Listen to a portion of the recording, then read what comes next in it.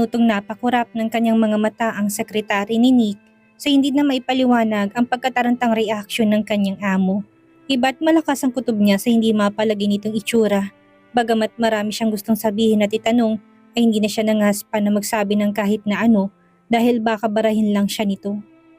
Mukhang kakaiba pa naman ang mode nito ngayon na kung sino nga hara-hara ay hindi nito yung sasantuhin. Nakipagtitigan din sa kanya si Nick na napansin na makahulugang kakaibang paninitig ng sekretary at syempre itong natalo. Ano pang hinihintay mo? May di nautos ng abogado sa kanya na may paggalaw pa ng kanyang mga kamay nang hindi inaalis ang matalim niyang mga mata. Hindi sinasadyang dito niya nabuntun ang init ng ulo. Gumalaw ka na at anong oras na? Alalahanin mo kailangan makauwi ka na rin agad. Opo Attorney Bentacourt, aalis na po ako. Nagkukumahog na tugon ng sekretary na natataranta na kung alin ang unang gagawin niya. Pagkaalis ng sekretary sa harapan ni Nick ay pinagpatuloy ng abogado ang paghahanda ng mga materyales na para sa trial niya bukas na umaga. Panakanak ang ginawang pagtawag niya sa number ni Krisa na hindi pa rin niya makontak hanggang sa mga sandaling iyon. Nasa loob na siya ng hotel room na inuupo pa. Prenting nakaupo sa lamesa, kaharap ang mga dokumento. Ilang beses niyang inulit-ulit ang pagdial sa number ng babae, pagkaraan ng 1 o 2 minuto, hanggang sa 2 oras na palang nakakaraan, ngunit hindi niya pa rin yun magawang makontak. Hanggang sumapit ang hating gabi, ng araw na yon ay wala siyang napala at hindi niya ito nakausap. Tumindi pang pag-aalala sa isipan ni Nick, mas lalo pa siyang kinabahan. Ano ba yan? Lobat ba siya? Bakit hindi ko pa rin makontak ang number niya? Himutok na sunod-sunod na tanong ni Nick sa kawalan. Sinandal niya na ang likod sa upuan. Inunat ang 2 binti at marahas na bumuntong hininga upang kalmahin ang kanyang sarili. Sandali siyang nag-isip. Hindi kaya na nawala ang cellphone niya o hindi kaya nasira niya. Nang hindi pa rin tumakontak ay minabuting mag-book na ni Nick ng flight niya para after trial. Kinabukasan ng araw na yun ay diretsong makakauwi na siya. Hindi siya makampante hanggat hindi niya nakikita ang dalaga. Paniguradong hindi titigil ang kanyang isipan na mag-isip ng kung ano-ano. Doon niya na lang nilibang ang sarili upang wag na mag-alala pa sa dalaga na sagad na sa butot kalamnan niya. Para siyang karugtong ng pusod nitong hindi matatahimik hanggat hindi niya malang naririnig ang boses. Baka wala pang battery ang cellphone niya. Patuloy na kumbinsi niya sa sarili, minabuti na lang ng binata na matulog na bilang paghahanda sa magiging trial nila. Kahit na ginugulo pa rin siya ng pag-aalala niya kay Krisa. Pagising kinabukasan, ang buong akala ni Nick ay okay ng lahat dahil mauuna nang umuwi ang sekretary niya. Kung kaya naman, naging kalmado na siya kahit paano. Hindi niya alam ay nagkakamali siya doon. Ang mga bagay na yon ay sumalungat sa lahat ng kanyang kagustuhan at plano. Nagkaroon ng malfunction ng flight ng kanyang secretary, dahilan para maantala yon at hindi ito makaalis kagaya na kanyang inaasahan.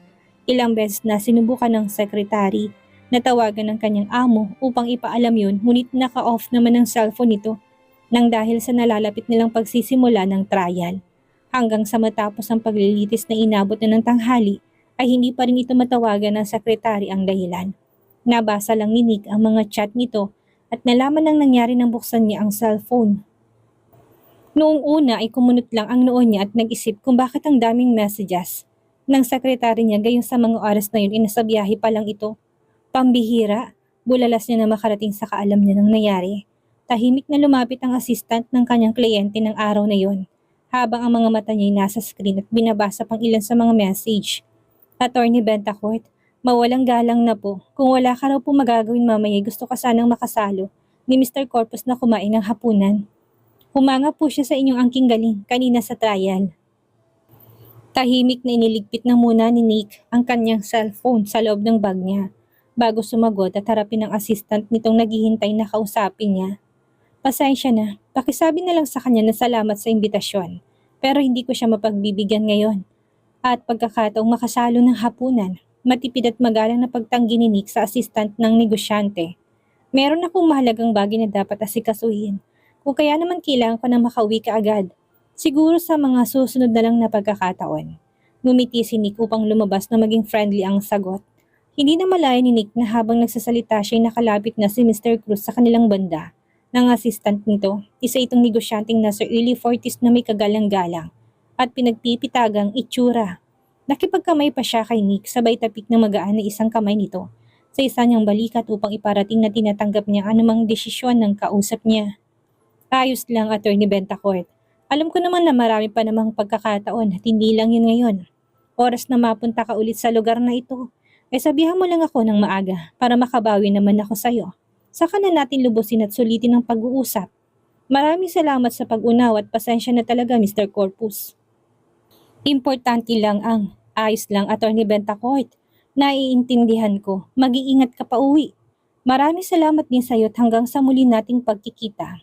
Mataas ang tingin ni Mr. Corpus sa abogado kung kaya hiniling niya sa kanyang sariling driver na ihatid ng personal ang binata sa airport. Hindi naman tinanggihan niya ni Nick bilang pasasalamat at dahil naantalang sekretary ni Nick kung kaya naman nagpasya siyang sumabay na lang ng flight niya sa kanyang amo. Bago lumipad ang eroplano, muling tinawagan ni Nick ang number ng cellphone ni Kriza. Naka-off pa rin yun na ikinatindi ng pagkabahala ng lalaki. Para sa dalaga, imposible na kasing naka-off pa rin yun. Hanggang sa mga sandaling iyon, hagas na hagas ng muka dahil hindi pa niya maalis sa isipan na baka may nangyaring masama na. Sa dalaga, Kuya Nick, napatawag ka. Ilang beses niya sinubukan tanungin ang kapatid ng tungkol kay Kriza, ngunit hindi niya yun nagawa. Hindi niya magawang ituloy at baka banggitin pa ng kapatid niya yon kay Alex. Hello kuya? Wala Nati, ha? Bakit? Pinatay na yun muli ni Nick at pilit na kinalmang kanyang sarili. Malalaman din naman niya ang lahat oras na makarating na siya sa lugar. Kaunting tiis na lang, dadaanin na lang niya paghihintay sa pag-idlip niya. Sa tahanan ni Kriza, nanatili lang sa kanilang bahay ang dalaga buong araw. Wala siya ni isang planong umalis at iwang mag-isang madrasta. Sa pag-aalala niya sa pabago-bagong damdamin ng ginang na panay pa rin ang iyak kahit na hindi yan sabihin ng tahasang matanda sa kanya. Kitang-kita niyang pamamaga ng mga mata nito. At pamumula noon kada lalabas ng silid at magpapakita sa kanya. Hindi siya tanga para hindi yun mabasa kung bakit. Tita, tama na po ang iyak. Naroon na po yun eh. Wala na tayong ibang magagawa. Sa tingin niyo kapag nakita ni Papa na ganyan ka, matutuwa siya? Tamad na gumalaw din ang dalaga sa araw na yun. Sobrang low na energy niya kahit napilitin ng sarili wala talaga. Animoy naubos ito sa mga nangyari. Maging ang pag-charge ng kanyang cellphone na bigla na lang namatay ay kinatatamarad niya kung kaya naman nanatili yung unreachable nang mawala ng battery. Hanggang sumapit ang panibagong gabi ay nanatili pa rin si Kriza sa kakahilata lang niya sa kama. Kinatwiran na lang niyang naka-leave siya sa trabaho ng tanungin ng kanyang madrasta kung bakit hindi siya umaalis ng kanilang bahay upang pumasok sa kanyang trabaho. Nagpaalam po ako sa trabahong hindi na muna papasok tita. Hindi na nagkomento ang ginang. Habang kumakain sila ng hapunan ay maamong nagpaalam si Kriza na aalis saglit sa gabing iyon bago lumabas ng silid. Bago kumain at sinarge niya ang cellphone pero hindi ito binuhay. May pupuntahan nga po pala ako mamaya tita. Kailangan ko lang siyang i-meet. Pinakilala ko ni Rina sa kanya. Ang sabi niya maaari niya akong tulungan sa kinakaharap nating kaso. Yun ang naging dahilan ni Kriza. Slight na naghinala sa kanyang madrasta pero pinili na lang nitong manahimik. Hindi na nagtanong pa ng kung ano-ano tungkol doon. Naupo na si Kriza sa harap ng upuan ng ginang na hindi makatingin ng diretso. Payagan mo na po ako tita. Gusto ko subukan ng lahat ng makakaya ko. Marahang tumango ang ginang. Hindi niya pwedeng pagbawalan ng dalagang umalis. Matanda na ito't alam na kung anong tama't mali kaya tumango ito. Sige. Pagkatapos ng hapunan, bumalik si Kriza sa silid at nilabas ang isang malaking kahon. Kinuha niya ang photo album mula doon. Dahan-dahan itong binuksan at malungkot na pinagmasdan ang ilang mga litrato ng kanyang ina noong bata pa silang siya. Marahan itong inaplos ng dalaga habang naluluha. Mama, miss na kita. Namatay ang kanyang ina nung siya'y 10 taong gulang pa lang. At pagkaraan ng 1 taon, pinakasalan ng kanyang ama ang madrasta. Naalala ni Kriza na madalas mag-away ang kanyang ama at ang ginang noong bago pa lang silang magsasama. Minsan nahuli niyang umiiyak ang madrasta sa gitna ng dilim habang tinatanong ang sarili kung bakit napakabuti niya sa mga anak ng ibang tao. Samantalang tumanggi siyang magkaroon ng sariling anak. Dahil mahal kong papa mo at ikaw, nang minsan tanungin siya noon ng batang Kriza kung bakit nagtitiis sa kanilang piling. Pwede kang umalis. Nung panahong iyon, alam ng munting si Kriza na hindi siya sariling anak nito. Takot na takot siya na baka bigla siyang iwan nito na hindi naman nangyari. Kapag hindi nag-aaway ang kanyang ama at ang ginang, ay masaya ang mood at pahapyaw siyang humihiling sa kanila na kababatang kapatid na lalaki o babae. Ngunit kahit na anong subok at pilit na hindi nabuntis ang ginang. Hindi sila biniyayaan ng anak kahit na isa kung kaya solo si Kriza. Pasensya na Kriza, hindi ka namin mabibigyan ng kapatid kahit na gusto namin. Isang gabi umiiyak na sad ang ginang sa batang si Kriza noon. Mahal na mahal ng ginang ama ni Kriza kung kaya naman pinalaki niyang dalaga ng busog ng pagmamahal at kalaunan ay naging mabuti din sa kanyang dalaga. Ina na kung ituring ika nga ng karamihang kakilala nila. Isang patak ng luhang bumagsak sa larawan at marahan tong pinunasan ni Kriza. Minsan kapag nahirapan siya at nalulungkot, ay ang takbuhan niyang larawan ng kanyang ina. Hindi niya namalayan na kanina pa siya pinagmamasdan mula sa pintuan ng ginang. Bagamat mix ang emosyon ng babae sa nakikita niya hindi siya ganagalit. Kung anong ginagawa ni Kriza? Akala ko ba'y lalabas ka? Bakit hindi ka pa nag-aayos ng sarili mo? Tanging sabi ng ginang na makita nitong saglit na lumingon ng dalaga sa kanya. Gagayak na po ako tita. Walang imik na isinara ni Kriza ang hawak na photo album at ibinalik sa pinaglalagyan. Bumangon siya at matamlay na nagpalit ng damit kahit naroon pa rin ang ginang sa amoy pintuan. Nang lalabas na siya hindi niya napigilang yakapin ng mahigpit ang ginang. Gusto niyang kumuha dito ng lakas na madalas niya ring gawin noon kapag sobrang nalulugmok siya. Aalis na po ako tita. Paglabas ng bahay ni Kriza, hindi na kagad mapalagay ang madrasta. Gusto niya itong habulin at pigilang umalis dahil may iba siyang pakaramdam na gagawin ng babae. Masama ang kutob niya, hindi na siya nakatiis at lumabas. Kriza, bulantang na napalingon dito ang dalaga. Ang akala niya sinara na nitong pintuan at pumasok na sa loob ng bahay pagkalabas niya pa lang ng pintuan. Bakit po tita? Inayos niya ang kanyang itsura. Hinawi niya ang madilim niyang duong aura na bahagya pang ngumiti sa ginang upang bigyan ito ng magaang pakaramdam. Ipagpabukas mo na lang kayang pakipagkita. Nag-aalangan tanong ng madrasta. Ano kaya at bukas ka na lang umalis iha? Kinakabahan ako sa'yo. Hindi po pwede tita, nagsabi na ako. Pero iha, kumalma lang po kayo. Kilala ni Rina ang nakakatagpuin ko at kasama ko rin siya doon. Kaya walang masamang mangyayari sa akin. Sigurado ka? Opo, kaya mag-relax ka lang tita. Babalik din ako kaagad. O siya, sige. Umalis ka na. Walang lingon sa likod na pagmartsang lumakad na paalis si Kriza. Hindi niya pwedeng ipakita ditong pagbagsak na magkabila niyang balikat at ilang patak na mga luha niya. Ganito niya ipinagkanulo ang sarili. Hindi totoo na si Narina ang kakatagpuin niya kung hindi ang anak ng demonyong si Alex. Kasabay ng paghakbang niya, papalayo sa bahay nila ay ang pamumuo pa ng kanyang mga luha. Maganda ang tanawin ng palubog na araw habang niyayakap na nagpapaalam na takip silim sa kanyang banda. Ngunit gaano man yun kaganda, hindi niya ito ma-appreciate dahil sa bigla ng dala ng puso niya. Hanggang kailan ko kaya ito dadanasin? May sasagip ba sa akin? O wala na't ito na ang kapalaran kung kailangan kong yakapin hanggang sa pagtanda. 8:00 na ng gabi na makarating ang dalaga sa villa ni Alex. Sa labas pa lang noon ay parang ayaw na niyan tumuloy pero kailangan dahil sa kanilang napagkasunduan. Nakalabas na ang lalaki ng ospital sa dahilang sa villa na lang magpapagaling at magpapahilom ng kanyang sugat. Pinaghanda ang mabuti ng lalaki ang gabing iyon. Nakasuot lang siya ng kulay puting roba at nakaupo sa sofa. Umiinom ng alak sa tanga nitong kupita. Parang hindi ito nanggaling sa ospital. Ang kristal na chandelier sa itaas ng kisame sumasalamin sa marangyang pamumuhay ng binatang hindi makukuha kung hindi dahil sa tulong at sakripisyo ng dating nobyang si Kriza. Bakit ngayon ka lang? Late ka na sa oras ng ating napag-usapan. Paus na sambit ng boses ni Alex na puno ng pagkasuklam na makita niyang mabagal na pagpasok ni Kriza sa pintuan ng kanyang villa. Sinadya mo kong patayan na cellphone no? Sinadya mong gawin yon para asarin ako. Mula pa kahapon at buong araw ngayon kitang tinatawagan pero hindi ko makontak ang cellphone mo. Hindi nagbigay ng kahit na anong komento si Kriza. Kahit pa tumayo na si Alex. Ibinaba nitong hawak na baso ng kanyang alak upang salubungin ang pagdating ng dalaga. Nahawi ng galit na nakarehistro sa kanyang muka sa haba ng kanyang paghihintay kanina dahil ang buong akala niya niloko lang siya ni Kriza at pinaasa upang mabilis na makaalis sa lugar. Kung hindi ito darating, kahit nalagpas na sa oras ay paniguradong magwawala ng lalaki. Ngunit ano bang aalalahanin niya? Wala na, nasa harapan na niyang babaeng hinihintay na dumating. Na-traffic ka ba papunta rito? Malambing na tanong niyang pilit na pinasweet ang itsura kagaya ng dati noong may relasyon pa silang dalawa ng dalaga. Pasensya na kung napagtaasan kita ng boses kanina. Ikaw naman kasi Kriza, na late ka. Lumambing pang boses ng lalaking kinakilabot ni Kriza Kung noon ay kilig na kilig siya sa mga pagganito ni Alex, ngayon ay hindi na. Naninindig ng balahibo niya sa tuwing magiging ganito ang reaksyon ng lalaki sa kanya. Parang hindi niya nakilala ang lalaki kapag naiisip din niyang kinikilig siya dati. Nagkikring siya dito. Halika, sumunod ka sa akin sa kusina.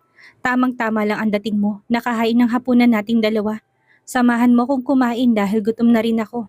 Muli pang saad niya sa magaang tono, pilit na kinukuhang muli ang loob niya. Sigurado akong sa haba na naging biyahe mo papunta rito ay sobrang gutom ka na.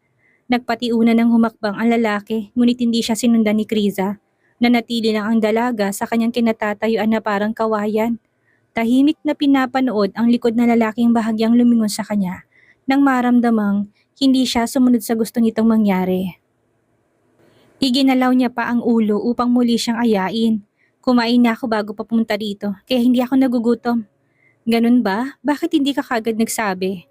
Sinadya ko pa namang hintayin ka. Pangungonsensya nitong walang katalab-talab sa balat ng dalagang mahigna. Bakit ako magsasabi? Pumunta lang ako dito ngayon para makipag-usap sa'yo tungkol sa napagkasundoan nating usapan. Linawin na natin ang tungkol doon. Hindi ako pumunta rito para makakain lang. Sagot ni Kriza sa malamig na ekspresyon. Sa naging sagot ng dalaga, medyo dumilim ang mukha ni Alex. Hindi niya yon inaasahan. Pakaramdam niya tahasan siyang pinapahiya nito tinatanggihan pa. Kriza, hindi mo malang ba i-appreciate ang effort na inilaan ko doon? Hindi mo malang ba pagbibigyan kahit ang sama lang doon? Kung busog ka na ha? You don't have to do that, Alex. Hindi mo ko kailangang pakainin. Diretsahin mo na ako kung anong kailangan kong gawin doon sa usapang negotiation natin. Piko na humakbang pabalik sa harapan ng dalaga si Alex habang tumatagis ang kanyang bagang kapag hindi siya nakapagpigil sa pagiging matari ng babae at prangkay paniguradong masasaktan niya na ito ng kanyang sariling palad. Bagay na ayaw niyang gawin dahil medyo good mood siya sa pagpunta doon ng dating nobya. Inuunat niyang isang kamay at marahang pinisil-pisil ang isang pisngi ng dalaga. Hindi yun nagustuhan ni Kriza, kung kaya naman sinamaan na niya ng mukha ito. Tama ka. Hindi naman natin kailangan gawin ito pero nagugutom na ako dahil pinaghintay mo ako ng matagal kaya wala kang choice. Kung hindi ang samahan akong kumain ngayon. Naiintindihan mo? May pagbabanta pa sa tono ni Alex. Halika na. Huwag ka nang magmatigas. Samahan mo na ako doon nang matapos na tayo kaagad. Akmang kakalad ka rin niya na sana si Kriza nang marahastong pumalag. Hinila niya ang kanyang kamay. Hindi na paghandaan ni Alex kung kaya nabitawan to.